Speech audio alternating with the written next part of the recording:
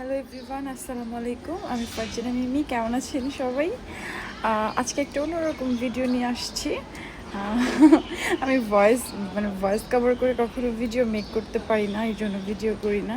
আজকে আমার ভালো লাগার একটা মুহূর্ত জাস্ট আপনাদের সাথে শেয়ার করব। আমার একটা আন্টি ছিল মুন্সিগঞ্জের। সে গত বছর আগস্টের 7 তারিখ মারা গেছে। সে মারা যাওয়ার 2-3 মাস আগে সে হঠাৎ করেই মারা গেছে আর কি। কোনো রকম অসুস্থ ছিল না সে। তো সে মারা যাওয়ার 2-3 মাস আগে আমাকে 4টা গোলাপ ফুলের গাছ কিনে দিয়ে গেছিলো। অ্যান্ড একটা গাছ রাস্তায় নষ্ট হয়ে গেছে, আর 3টা গাছ ছিল। বাট আমাদের বাসায় আনার পরে ওই গাছগুলা একদম মরেই গেছে বলা যায়। স্টিল এখনও গাছগুলা মরে আছে, কোনো রকম কোনো পাতা নাই, কিছু নাই, অল্প অল্প পাতা আছে। মানে এটাকে মৃত বলা চলে, যে একদম মরে গেছে এরকম আর কি গাছটা ছিল। তো সেই গাছটা আমি ফালাই নাই, আন্টির স্মৃতি হিসেবে আমি রেখে দিয়েছি। যখন আন্টি মারা গেছিলো তখন আমি তার কাছে ছিলাম না। আমি সে মারা যাওয়ার 2 দিন পর খবরটা পাইছিলাম, যার কারণে আমি তাকে দেখতে যাইতে পারি নাই। এখন হচ্ছে ওই গাছগুলা আমার কেমন যেন লাগতো ফেলতে, যে আন্টি আমাকে দিছে এটা আমি ফেলবো না। আম্মু বলছে যে ফালায় দাও, এটা মারা গেছে গাছ, ভালো না। তারপর আমি কখনো এটা ফালায় দিই নাই।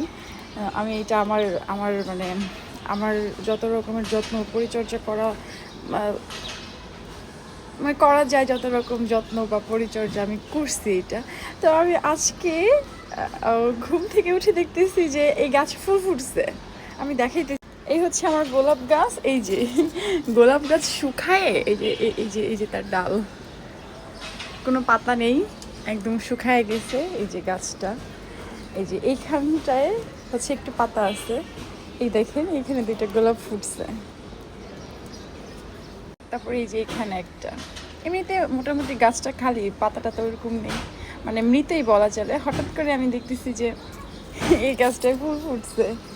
বিলিভ মি, আমার এতটা ভালো কখনোই লাগে নাই। যখন এনেছিলাম তখন একটু ফুল ফুটছিল, তারপর হচ্ছে একদম প্রায় মৃতই বলা চলে। সেই মৃত গাছটা হচ্ছে আজকে ফুল ফুটছে। আজকে আমার অনেক ভালো লাগার একটা দিন, ভালো লাগতেছে। আমি জানি অনেকের কাছে এই ভিডিওটা একদম বাজে মনে হবে, অন্যরকম মনে হবে, বাট আমার কাছে খুব খুব খুব ভালো লাগার। আন্টির কথা আজকে আরও বেশি বেশি মনে পড়তেছে।